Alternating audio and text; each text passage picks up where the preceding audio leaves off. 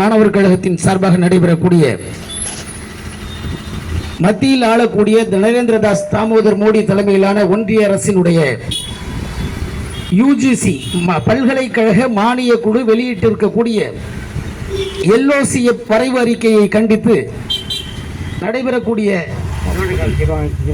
கண்டன ஆர்ப்பாட்டத்தினுடைய தலைவர் மாநில திராவிடர் மாணவர் கழகத்தினுடைய துணை செயலாளர் அறிவுச்சுடர் அவர்களே, நிகழ்விலே பங்கெடுத்து கண்டன உரை ஆற்றி இருக்கக்கூடிய பெரம்பலூர் மாவட்ட திராவிடர் கழகத்தினுடைய தலைவர் தங்கராஜ் அவர்களே, செயலாளர் விஜயேந்திரன் அவர்களே, புதுக்கோட்டை மாவட்ட திராவிடர் கழகத்தினுடைய பிறகு இந்திய துணைக்கண்டத்திற்கென்று ஒரு அரசியலமைப்பு சட்டத்தை உருவாக்க வேண்டும் என்பதற்காக அன்றைக்கிருந்த ஆட்சியாளர்களால் புரட்சியாளர் அம்பேத்கர் அவர்கள் தலைமையில் ஒரு அரசமைப்பு சட்ட வரைவு குழுவை உருவாக்கிய நேரத்தில் அந்த அரசமைப்பு சட்டத்தை உருவாக்கி அதை அரசாங்கத்திடம் ஒப்படைத்து உரையாற்றுகின்ற பொழுது இந்திய அரசியலமைப்பு சட்டத்தினுடைய சட்டகர்த்தா என்று இன்றைக்கு எல்லோராலும் போற்றப்படுகிற இந்திய துணைக்கண்டத்தினுடைய முதல் சட்ட அமைச்சர் புரட்சியாளர் அம்பேத்கர் அவர்கள் ஒரு வார்த்தையை சொன்னார்.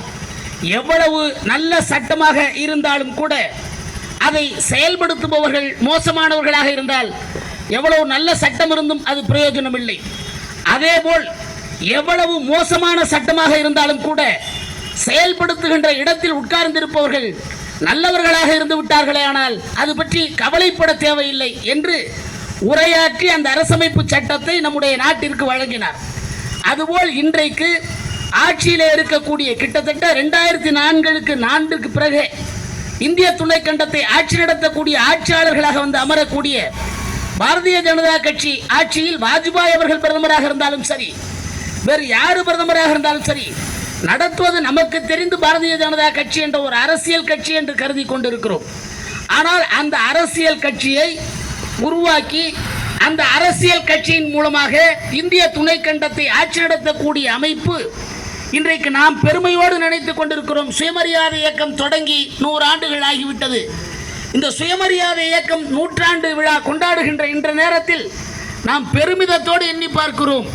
இங்கிலாந்தில் இருக்கக்கூடிய ஆக்ஸ்போர்டு பல்கலைக்கழகத்தில் தமிழ்நாட்டினுடைய முதலமைச்சர் சென்று அங்க இருக்கக்கூடிய ஒரு மிகப்பெரிய அறிவியலறிஞரையோ மிகப்பெரிய பொருளாதார நிபுணருடைய படத்தையோ திறப்பதை விட்டுவிட்டு அந்த நாட்டு பல்கலைக்கழகத்தில் அந்த நாட்டு பல்கலைக்கழக நூலகத்தில் இந்திய துணைக்கண்டத்திலேயே பொது அறிவை அனுபவ அறிவாக மாற்றி அந்த அனுபவ அறிவின் மூலமாக அறிவியல் அறிவை இந்த மக்கள் பெற வேண்டும் என்பதற்காக தன்னுடைய வாழ்நாளை எல்லாம் அர்ப்பணித்து வாழ்ந்து மறைந்து இன்றைக்கும் தத்துவமாக வாழ்ந்து கொண்டிருக்கக்கூடிய அறிவாசான் தந்தை பெரியார் அவர்களின் படத்தை திறந்து வைக்கக்கூடிய பெருமை.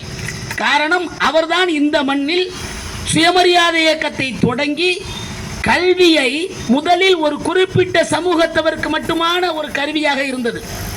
அந்த குறிப்பிட்ட சமூகத்தவருக்கு மட்டுமான கருவியாக இருந்த கல்வியை எல்லோருக்கும் எல்லாமும் என்பதான இடம் நோக்கி நகர்கின்றது இந்த வையம் என்று பாடினானே புரட்சி கவிஞன் பாரதிதாசன். அந்த அடிப்படையில் மறுக்கப்பட்ட மக்களுக்கு, வாய்ப்பு உதாசீனப்படுத்தப்பட்ட மக்களுக்கு கல்வி